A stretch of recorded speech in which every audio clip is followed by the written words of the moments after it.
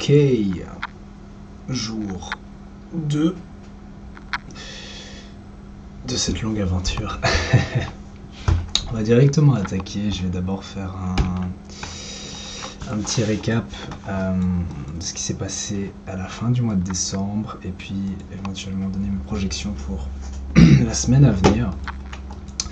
Donc ici on est sur l'euro-dollar, je regarde que l'euro-dollar. C'est la seule paire que je trade. Je me diversifie pas encore. Pourquoi? Parce que je pars du principe que c'est mieux de d'abord maîtriser pleinement une paire, maîtriser pleinement les fondamentaux d'une devise avant d'envisager de trader d'autres paires, parce que j'ai déjà du mal avec les fondamentaux de l'Europe et des États-Unis, donc je me vois mal commencer à aller regarder le JPY ou bien le AUD et des trucs comme ça, ou le GBP. Donc j'essaie vraiment de comprendre pleinement ce qui se passe d'un point de vue fondamental en Europe et aux États-Unis, puis peut-être que dans les mois à venir ou dans l'année à venir, je commencerai à me diversifier sur d'autres paires comme le GBP USD ou alors le AUD USD ou le JPY, enfin toutes les paires liées au JPY, etc. Mais bref, donc l'euro USD. Parce que je vais pas vraiment faire d'analyse technique, je vais plutôt observer les choses d'un point de vue fondamental, enfin juste après je ferai l'analyse technique. Mais donc pour le dire rapidement, si je mets ceci, donc là on avait la mi-décembre, j'en parlerai étant donné que ici on avait un mouvement plutôt intéressant. On a aussi du coup, ça c'était toute la semaine plutôt de Noël, donc ici du 18 au juste avant le congé de Noël, et puis alors ici c'était la semaine de Noël où étonnamment les marchés ont quand même pas mal bougé, mais les raisons derrière n'étaient pas vraiment pas vraiment fondamentales je trouve, mais bon j'expliquerai après. Donc juste pour faire un bref récap, donc ici on avait, donc c'était le 13 décembre, mercredi, on avait la décision du FOMC. Ok, donc c'était la décision de politique monétaire de la Fed qui a non seulement choisi de maintenir ses taux d'intérêt inchangés, mais en plus du coup a donné des indices, comment je pourrais appeler ça, des indices un peu accommodants, que les investisseurs ont interprété comme une sorte de pivot. Parce qu'il faut savoir que sur la même semaine, on a la Banque d'Angleterre et la Banque Centrale Européenne aussi qui ont pris leur décision de politique monétaire. Et elles ont toutes maintenu leur taux d'intérêt inchangé, mais sans mentionner la possibilité d'une baisse des taux d'intérêt en 2024. La Fed a été la seule banque à mentionner la possibilité d'une baisse des taux d'intérêt en 2024, et c'est ce qui a été interprété comme accommodant par les marchés, ce qui du coup a pesé sur le dollar. En fait, à partir de cet instant, donc le 13 décembre, les anticipations concernant les baisses de taux d'intérêt pour 2024 ont beaucoup augmenté.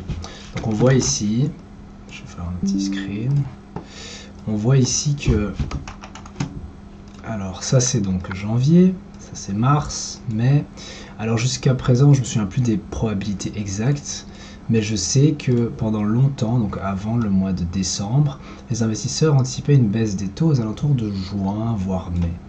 Et depuis, qu'est-ce qu'on voit? Ease, donc c'est un assouplissement, donc une baisse des taux d'intérêt, pas de changement, et une hausse des taux d'intérêt. On voit ici que la probabilité d'une baisse des taux d'intérêt pour le mois de mars est passée à 75%, ce qui est énorme, sachant qu'avant, cette probabilité était au mois de juin. Okay, donc ça, c'est ce qui s'est passé, c'est vraiment l'événement majeur du mois de décembre. Et donc c'était cette décision de politique monétaire là, qui a été suivie par celle du coup de la BCE le lendemain, ici. Ok, et donc globalement, pour le dire en 4 mots, du côté de la Fed, on a eu un dovish hold, si on peut appeler ça comme ça, et du côté de la BCE, on a eu un hawkish hold, ce qui explique pourquoi l'euro s'est apprécié. Alors la semaine qui a suivi, ici on était sur des congés, hein, Wall Street était fermé le 25, enfin je crois mais le 25 c'était dimanche de toute façon, ouais, je suis bête. Ah non c'était, dimanche 24, le 25 c'était lundi, mais de toute façon Wall Street était fermé. Le prix s'est quand même apprécié.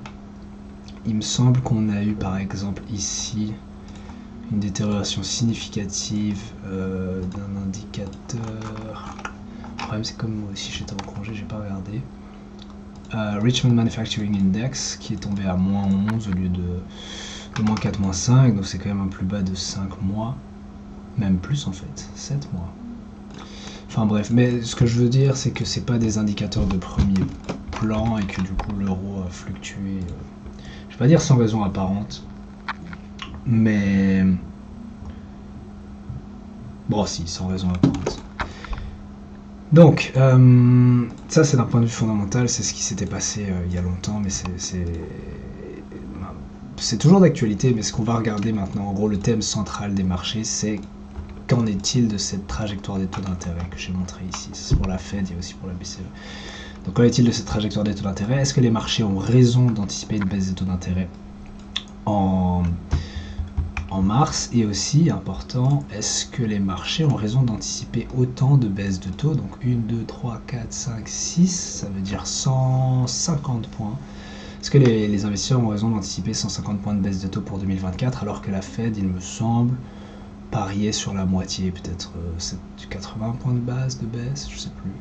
En tout cas, la Fed anticipait 3 baisses des taux en 2024. Et les marchés anticipent 6 baisses de taux. Donc la question maintenant, ça va être de voir en fait si ces paris sont justifiés. Si on prend le rendement à 10 ans, c'est aussi intéressant de voir que du coup, il a fortement chuté. Donc toute cette baisse, en fait, c'est justement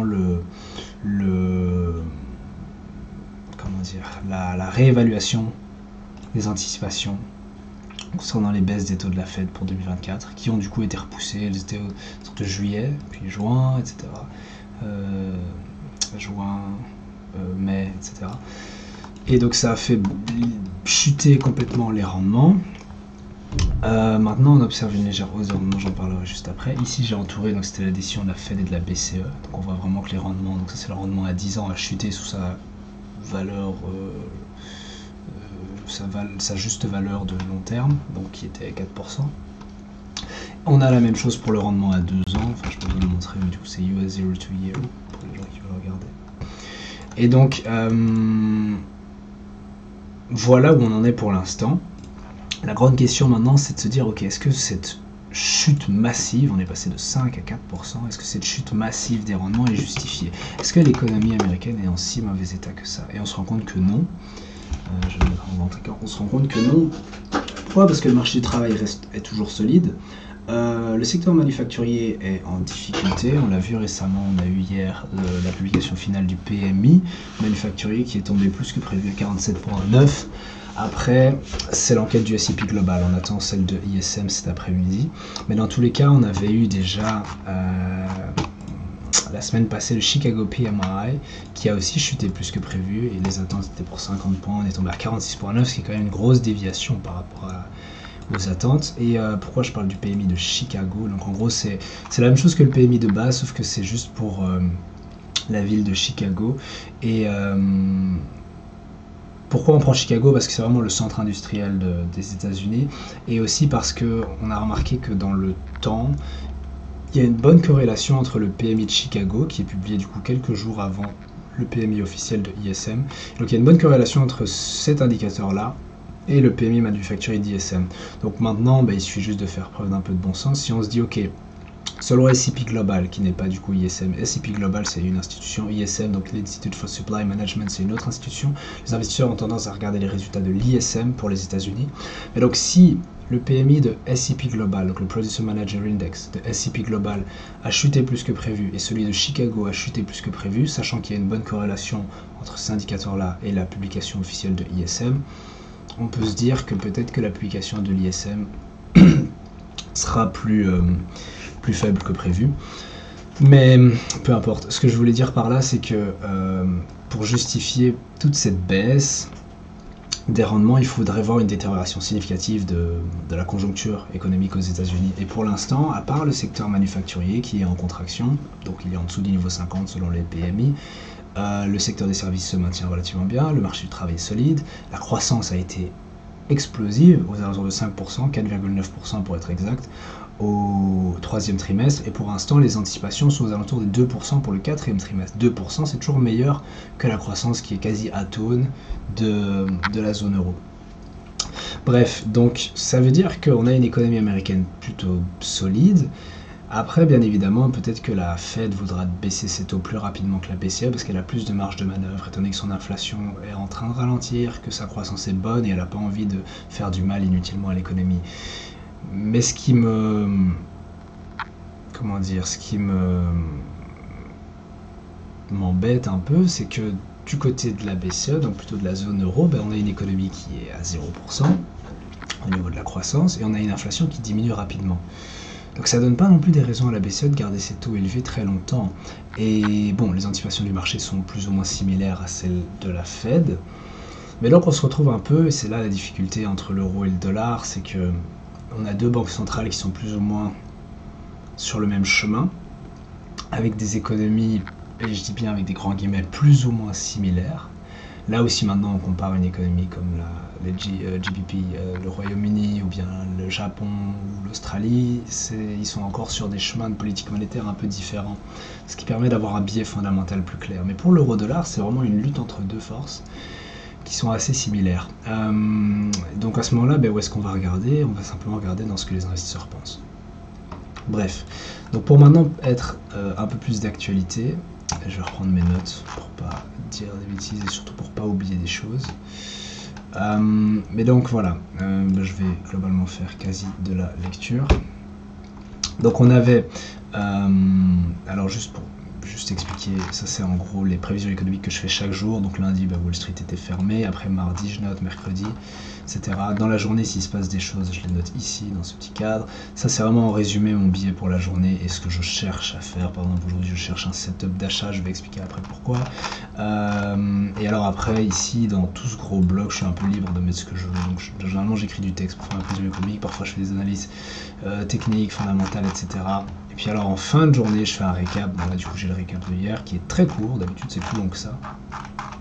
Mais bref, et donc je fais ça pour chaque semaine pour avoir une vue globale des marchés. Mais donc pour aujourd'hui, donc voilà, l'euro hier évoluait sur une note négative, donc on l'a vu. Je vais prendre mon graphe plutôt. Donc l'euro évoluait sur une note négative hier, c'est ce grand chandelier ici. Alors les raisons de cette baisse, c'est essentiellement les rendements. Les rendements à 2 ans, et je vais faire la comparaison, je vais prendre ceux à 2 ans qui sont plus réactifs. On voit qu'ils ont fortement augmenté, okay, donc après leur grande baisse, que j'avais expliqué notamment ici, la grande baisse des rendements avec décision de politique monétaire, les rendements ont chuté vers ici 4,3, 4,25% plus ou moins pour le rendement à 2 ans, et on voit qu'ils sont repartis à la hausse en ce début d'année et ce début de semaine. Alors la question c'est pourquoi? Alors, on ne sait jamais vraiment dire pourquoi, parce qu'on n'est pas dans la tête de tous les investisseurs qui achètent ou vendent des obligations, mais ce qu'on peut dire, ou ce qu'on peut supposer en tout cas, ce que j'ai noté ici, donc c'est que donc le 2 ans et le 10 ans ont brusquement rebondi hier dans la matinée. Alors pour deux raisons je pense, il y a les tensions au Proche-Orient. Pourquoi? Parce que ce qui se passe au Proche-Orient, c'est que bon, je vais peut-être pas le montrer en vidéo, je sais pas si ça pourrait avoir des impacts, mais bref, au Proche-Orient du coup il y a des tensions qui... les tensions reprennent, les tensions augmentent, et donc forcément ça joue sur le sentiment de risque des investisseurs. Les investisseurs sont averses au risque. Quand il y a des tensions géopolitiques, en fait, les investisseurs sont plus réticents à prendre des risques, et alors vont se replier vers des valeurs un peu plus refuges, comme le dollar. Ça peut être l'une des raisons pour lesquelles le dollar est soutenu, et donc les rendements. Et puis deuxième raison, c'est ce que j'ai expliqué tantôt en fait. Les rendements, jusqu'à présent, ont chuté en anticipation d'une baisse des taux de la Fed. Mais pour qu'il y ait une baisse des taux de la Fed, il faudrait que les données soient négatives, que l'économie ralentisse significativement. Et aujourd'hui, cette semaine, c'est la semaine de l'emploi. Pourquoi? Parce qu'on a plein d'indicateurs sur l'emploi, et vendredi, il y a le rapport officiel du BLS, il me semble, ou alors du département du travail sur l'emploi. Et si maintenant on n'observe toujours pas un ralentissement du marché du travail, assez significatif, oui, on se doute bien que la Fed finira par baisser ses taux, mais l'économie est toujours solide, et donc il y a ce risque en fait de voir repartir l'inflation à la hausse, etc. Mais donc, c'est ce que j'ai noté ici, le marché du travail reste solide, les investisseurs attendent le rapport sur l'emploi de vendredi. On a aussi donc aujourd'hui comme données sur l'emploi, on a les JOLTS, donc les Job Opening and Labor Turnover, et le S c'est pour Survey, donc c'est l'enquête sur les créations d'emplois. On a le PMI manufacturier officiel, ça j'en ai parlé tantôt. On a aussi les minutes de la Fed très importantes qui sortent ce soir. Alors demain on aura l'ADP comme chiffre sur l'emploi, on a les fameuses inscriptions au chômage comme d'habitude, et puis on a aussi le rapport ici officiel sur l'emploi. Mais donc, pour revenir à mes notes, ça j'en ai parlé, donc c'est le PMI qui a chuté plus que prévu, l'indice PMI de Chicago aussi j'ai expliqué. Donc cela présage un résultat plus faible que prévu pour la publication de l'ISM cet après-midi. Donc ça c'est de façon générale, donc avec toutes ces données, ok, on a l'emploi et on a l'activité. Et on a aussi les minutes et on a les conflits, les tensions géopolitiques. Donc les tensions géopolitiques soutiennent le dollar, c'est une chose. Maintenant, si on observe un ralentissement du marché du travail et qu'on voit que ça se combine du coup à une détérioration du secteur manufacturier, et j'ai expliqué tantôt les raisons pour lesquelles je pense qu'on pourrait avoir une surprise à la baisse dans les résultats du PMI manufacturier publié par ISM, ça pourrait faire repartir les rendements à la baisse. Les rendements, je le rappelle, bon, je n'ai plus besoin de vous montrer, mais les rendements pour l'instant sont à la hausse, ici 0,6-0,5%. Puis vous l'avez vu sur les graphiques aussi. Ça pourrait faire repartir les rendements à la baisse. Si les rendements repartent à la baisse, ça pèserait sur le dollar et ça ferait rebondir l'euro. Ok. Vraiment, là je fais vraiment de l'analyse un peu très basique. Mais bon, c'est pour garder la vidéo relativement simple. Du coup, mon biais fondamental est haussier pour ces raisons-là. Donc les raisons, c'est que j'anticipe du coup une détérioration enfin en tout cas un résultat moins élevé que prévu du PMI manufacturier et qui est toujours du coup en territoire de contraction, peut-être aussi un ralentissement des pressions sur les prix, mais peut-être pas. Pourquoi? Parce que dans l'enquête de SIPI ici, ils avaient notifié du coup une résurgence des prix dans le secteur manufacturier. Donc ça, peut-être que ça pourrait surprendre à la hausse et donner des raisons aux investisseurs de continuer à faire augmenter les rendements. Les jolts, si maintenant on a une surprise à la baisse dans les jolts. Les minutes, ça c'est un rapport un peu plus tricky à analyser, c'est pas juste blanc ou noir, mais ce sera aussi intéressant d'y jeter un coup d'œil. Et puis même de façon générale en fait, pour la fin de la semaine, j'anticipe un ralentissement du marché du travail. Si maintenant les résultats s'alignent au consensus, donc on a un ralentissement de la masse salariale, on a un ralentissement de la croissance des salaires à 0,3 au lieu de 0,4, et on a une augmentation du taux de chômage, ou alors qu'on a un ralentissement encore plus important que ça, avec un léger ralentissement du PMI des services aussi, ça peut être intéressant, ça nous donnerait des raisons de poursuivre l'euro davantage à la hausse. En fait, la seule raison pour laquelle je suis un peu réticent à aller chercher de l'euro haussier, en tout cas genre juste à pull the trigger et entrer, c'est qu'on a en fait cette grande zone de déséquilibre et que quand on regarde la structure, ou plutôt l'action des prix, ça marche si je me mets en grand écran. Quand on regarde l'action des prix, je vais me mettre en daily, du coup on avait la structure 4 heures ici, on a un modèle d'inversion, structure 4 heures haussière, un mini retracement, hausse, baisse, ok, une structure intermédiaire, mais je ne vais pas rentrer là-dedans sinon la vidéo va être trop longue. Ici du coup encore une hausse et le point où on est en fait dans la structure, c'est que selon moi ceci c'est le creux, selon moi ceci c'est le haut. Pourquoi selon moi? Parce que certaines personnes vont considérer ce pullback comme aussi de la structure 4 heures. Donc certaines personnes vont voir la structure non pas comme cela avec haut bas bas haut bas haut, puis de nouveau un bas, mais ils vont la voir comme cela, donc avec une sorte de pause ici du marché avant une reprise à la hausse. Dans tous les cas, peu importe comment les gens voient le marché actuellement, ce qui m'intéresse en fait, c'est qu'avec cette pause, on avait, je m'en souviens, donc c'était fin décembre, 21 décembre, ici on avait un pool de liquidité qui s'était créé, donc ça veut dire qu'il y a une zone de liquidité importante. Pourquoi? Parce qu'il y a pas mal d'investisseurs qui sont rentrés sur les marchés à ce moment-là pour aller chercher l'euro plus haut. C'est valable aussi ici, donc on a deux zones de liquidité importantes, mais celle qui m'intéresse c'est vraiment celle-ci. Donc j'aimerais voir comment le prix réagit face à cette zone de liquidité. Est-ce que le prix vient enclencher tous les stops qui sont placés sous cette zone de liquidité, ou est-ce que le prix rebondit ici, me donne un modèle d'inversion et pour permettre au prix de repartir à la hausse? Dans le cas où le prix me donne ce modèle d'inversion et que donc cette zone de liquidité est validée, alors je serais plus susceptible d'enclencher un ordre d'achat. Ok, d'aller chercher du coup de l'euro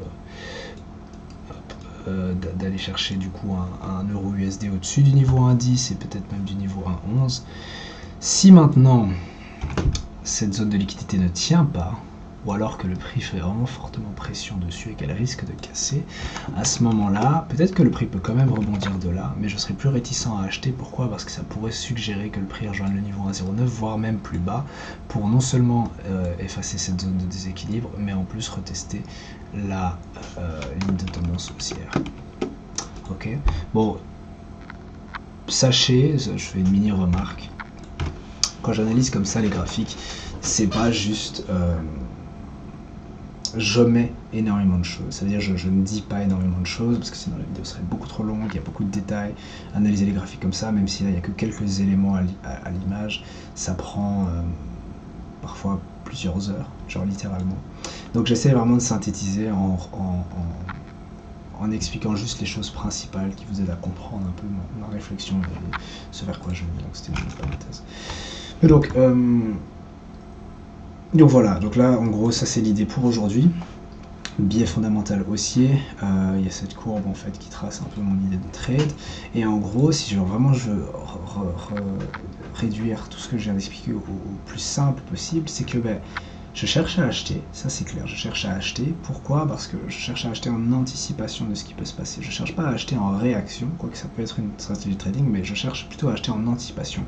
Parce que mon analyse fondamentale me dit ok, j'ai envie d'acheter de l'euro, ou ok, j'anticipe un ralentissement du secteur manufacturier aux États-Unis, j'anticipe un ralentissement du marché du travail, et bien selon moi ça va peser sur les rendements. Pourquoi? Parce que les investisseurs vont anticiper davantage de baisse des taux d'intérêt de la Fed pour l'année prochaine, et donc ça va permettre au dollar de repartir à la baisse et à l'euro de repartir à la hausse. Ok. D'un point de vue technique, on est à une zone d'intérêt, ou plutôt une zone qui m'intéresse.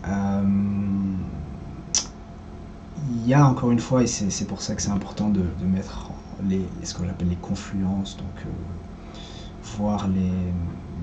de mettre en commun les confluences, c'est que j'ai des raisons d'acheter d'un point de vue technique. J'ai pas de déclencheur encore, mais j'ai une zone d'intérêt. Mais j'ai aussi des raisons de ne pas acheter. Et c'est pour ça que l'analyse technique est importante, ça nous permet du coup d'envisager toutes les possibilités. Okay. Mon biais fondamental est clair, il est haussier. Mon biais technique aussi est haussier, étant donné que pour l'instant on n'a pas encore break cette pool de liquidité, donc pour l'instant j'ai pas de raison d'aller chercher de la vente à moins qu'on passe en dessous de ce pool. Et si maintenant, du coup, comme je l'ai dit, j'observe une réaction positive du prix par rapport à cette zone d'intérêt, à ce moment-là, je serai plus rassuré, enfin pas rassuré parce qu'en soi on ne sait jamais ce qui va se passer, mais je veux dire, je serai plus susceptible d'acheter. Pardon, je serais plus susceptible d'acheter et alors d'aller poursuivre l'euro au-dessus du niveau 1,10. Et puis c'est tout pour aujourd'hui, hein, je pense. C'est tout pour aujourd'hui. Et puis on verra demain si j'ai pris une position entre temps et aussi comment les choses vont évoluer. Voilà.